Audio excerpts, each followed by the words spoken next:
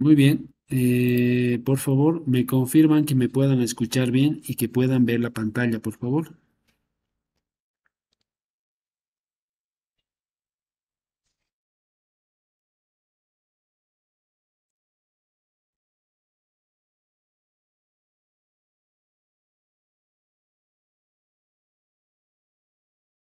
Bueno, déjenme escribir al chat.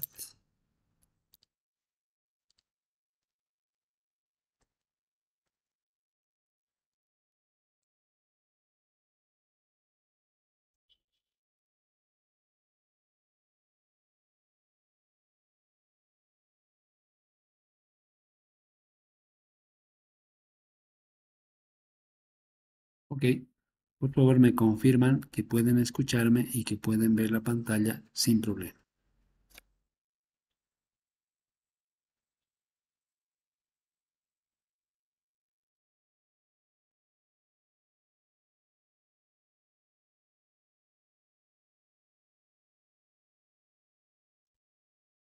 Ok, me dicen que sí se escucha, pero que no se ve la pantalla. A ver, voy a volver a, bueno, voy a dejar de compartir y voy a volver a compartir.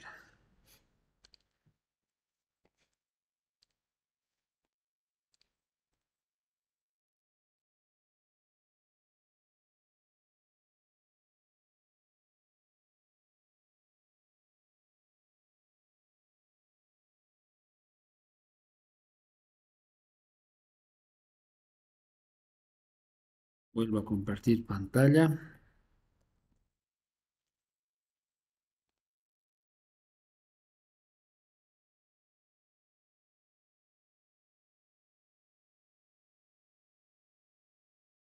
Y ahí está.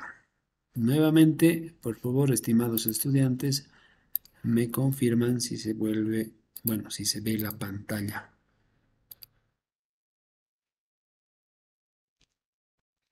Ahora sí pueden ver la pantalla, me confirman, por favor.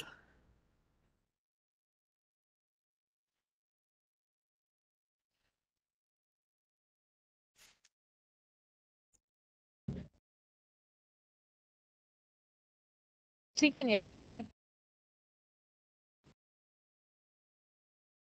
¿Ya? ¿Se puede ver la pantalla? Bueno, muchas gracias por confirmar. Cualquier problemita, estoy atento. Me avisan si es que se pierde el audio o la pantalla compartida para volver a compartir. Muy bien, a ver, ok. Con esto lo que quiero mostrarles es, estábamos viendo que por un lado, de este lado de la línea divisoria hacia este lado, es el estudio de la cinemática y ahora lo que estamos haciendo es completar el estudio de la mecánica uniendo acá la parte de dinámica, ¿no? Que es justamente lo nuevo. El New Kid on the Block es prácticamente lo nuevo de este capítulo. Entonces, si se dan cuenta, vamos a estudiar la dinámica de este lado considerando las causas que lo producen. ¿Y cuál es la causa principal que produce el movimiento? Acá ya hemos visto que es la interacción de la fuerza. ¿Sabe? Entonces, ya estamos cerrando como que un ciclo, tratando de completar nuestros conceptos de cinemática y por este lado también hay algo transversal que se usa, bueno, una herramienta transversal que se usa en el estudio de estos dos, que son justamente los vectores, porque tanto la cinemática utiliza vectores y tanto la dinámica y la fuerza utiliza vectores, porque habíamos dicho que la fuerza es una magnitud física vectorial. Entonces, sin olvidar eso en cuenta, ya hemos cerrado un pequeño ciclo y aquí estamos entendiendo un poco cómo se realiza la interacción entre la dinámica y la cinemática. Muy bien, vamos a hablar ahora acerca de algo muy importante que son las leyes de Newton. Las leyes de Newton, bueno, son tres, les adelanto que tenemos tres leyes de Newton. La primera ley no es una ley cuantitativa, no se puede realizar cálculos con la primera ley, pero sí explica un poco algo de la naturaleza de los objetos y del movimiento de los objetos, ¿no? Eh, Vamos a leer el enunciado de la primera ley de Newton, primero de las leyes de Newton en general. Vamos a decir que las leyes de Newton son tres leyes concernientes al movimiento de los objetos Y la formulación matemática fue publicada por Isaac Newton en 1687. Eso es más de 400 años atrás, alrededor de 400 años, probablemente. Alrededor de 400 años atrás, Isaac Newton, justamente un científico británico, en su obra Philosophiae Naturalis Principia Mathematica, principio matemático de la filosofía de la naturaleza.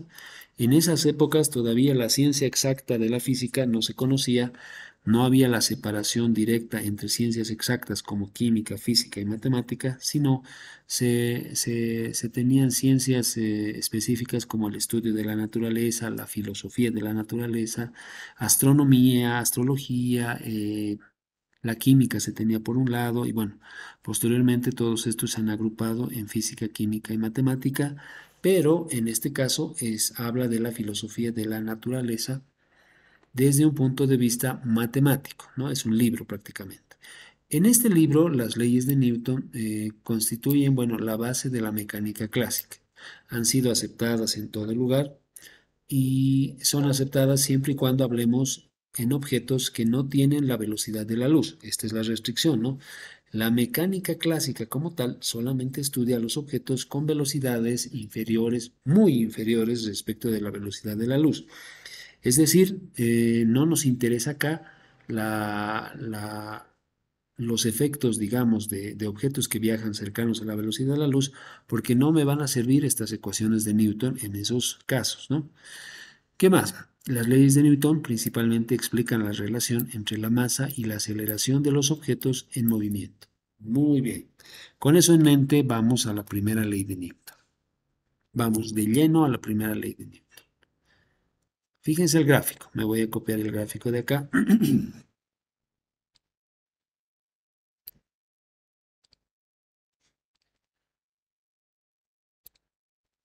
Y nos vamos aquí a la primera ley de Newton.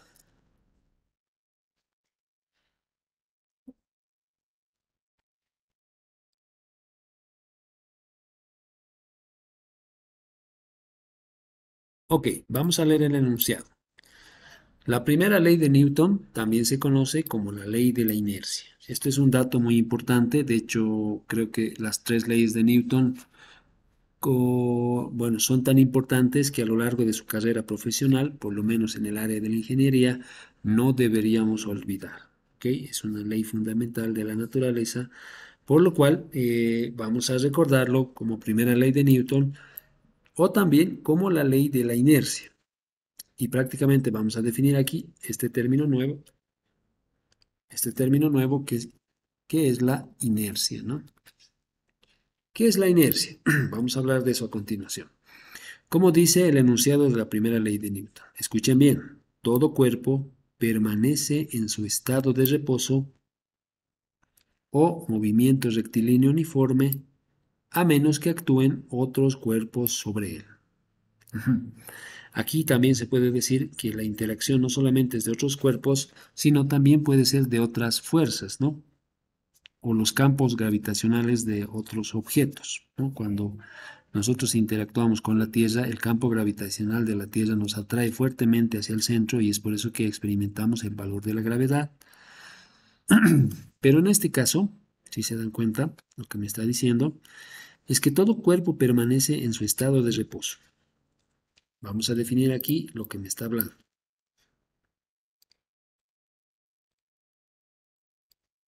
Primero, el estado de reposo significa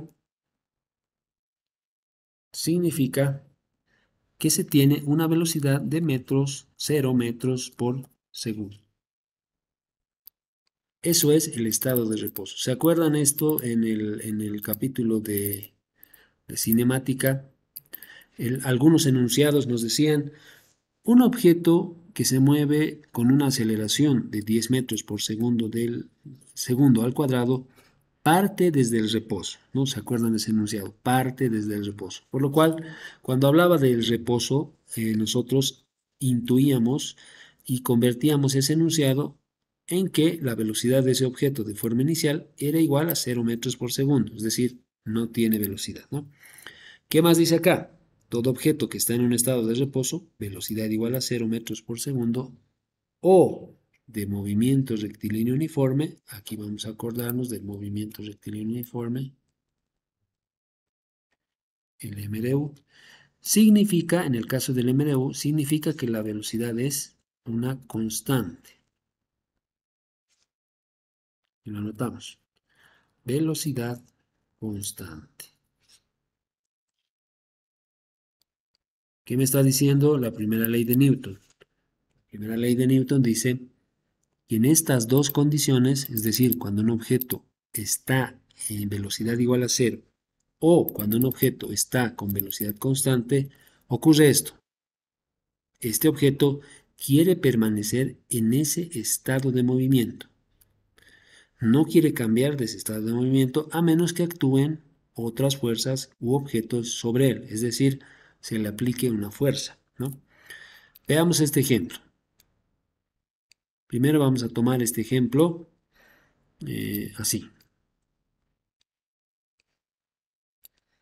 A ver, déjenme recortar esto, recortar. Ok. Primera escena, decimos que el objeto, que prácticamente es una roca muy grande, el cual está en un estado de reposo, es decir, no tiene velocidad esta roca, ¿no? Si no tiene velocidad y no hay nadie que le esté obligando o queriendo obligar a cambiar su estado de movimiento, el objeto no ofrece resistencia, es decir, está existiendo de forma natural, ¿no? Ocurre algo interesante después. Una persona dice, ok, voy a mover este objeto. Ata una cuerda alrededor de la roca, una roca muy grande, miren la proporción, la persona es pequeña y la roca es muy grande. Y esta persona dice, ok, voy a mover este objeto. Cuando hace eso, existen dos cosas que ocurren. Primero, ¿cuál es la condición que está ocurriendo acá? La condición que ocurre es esta de acá, es que este objeto está en un estado de reposo, es decir, tiene 0 metros por segundo. Y viene esta persona y quiere moverlo, y dice, ato mi cuerda y voy a jalar para moverlo. Pero ¿qué ocurre cuando la persona jala la piedra? Como el objeto tiene un gran peso, el objeto se va a oponer al cambiar su estado de movimiento.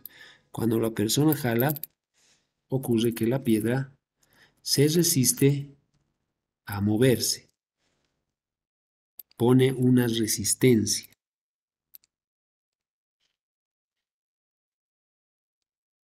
A esa resistencia que pone el objeto para moverse y salir de su estado de reposo 0 metros por segundo, se le llama inercia. Eso es la inercia, ¿no? La inercia es este concepto que dice que cualquier objeto que está en un estado de reposo o en un estado de movimiento rectilíneo uniforme quiere seguir en ese mismo estado, no quiere moverse, no hace algo para moverse, a menos que venga alguien y lo obligue. Y aunque esta persona trate de obligar al movimiento de esta piedra se resiste a cambiar su velocidad de 0 metros por segundo, no quiere adquirir velocidad. Es algo así como ustedes a las 7 de la mañana, ¿no? No quieren despertarse de su camita. Algo así es el concepto de inercia, ¿no? Entonces, cada uno que está, digamos, en una velocidad de cero, no quiere ponerse en movimiento. ¿Qué es lo que le obliga acá? En este caso, le obliga esta fuerza que le está aplicando. Ahora, hay un detalle acá, ¿no? Hay un parámetro acá. Esta persona o esta personita está aplicando una fuerza, ¿no? Mediante la cuerda. Ahora, ¿qué creen que pase? Si la piedra tiene una masa muy grande, aunque la persona se esfuerce, no va a lograr moverlo. Pero si la masa de la piedra fuera muy pequeña, con poca fuerza la persona puede moverlo. Entonces, podemos también concluir que bajo este experimento que hemos visto acá, hay una forma de cuantificar la inercia. Y esa cuantificación de la inercia está relacionado de forma proporcional, es directamente proporcional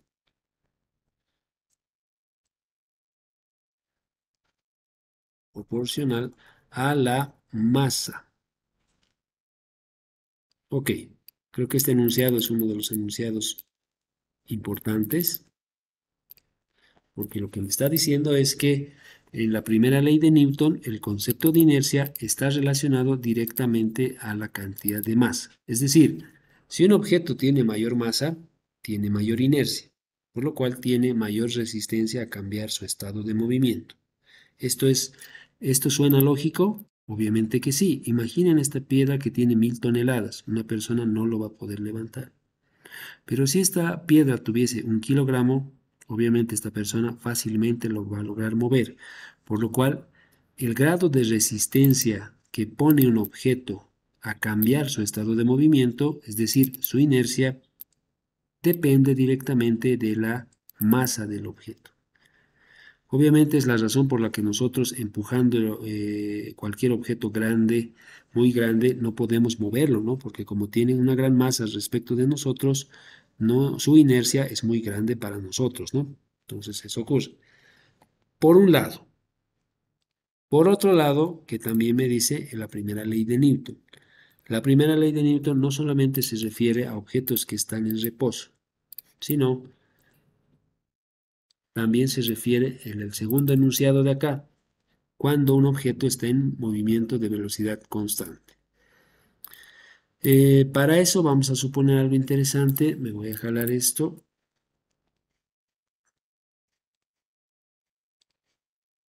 aquí y vamos a decir que este pequeño objeto es una nave espacial. ¿Ok?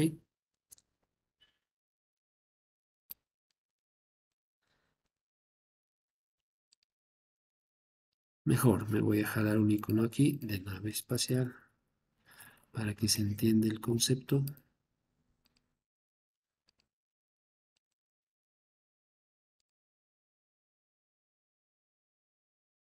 Ok, con esto se va a entender mucho mejor. Vean esta nave espacial. Por un lado, vamos a colocar también algo interesante acá. Me voy a colocar el símbolo o el icono de la Tierra.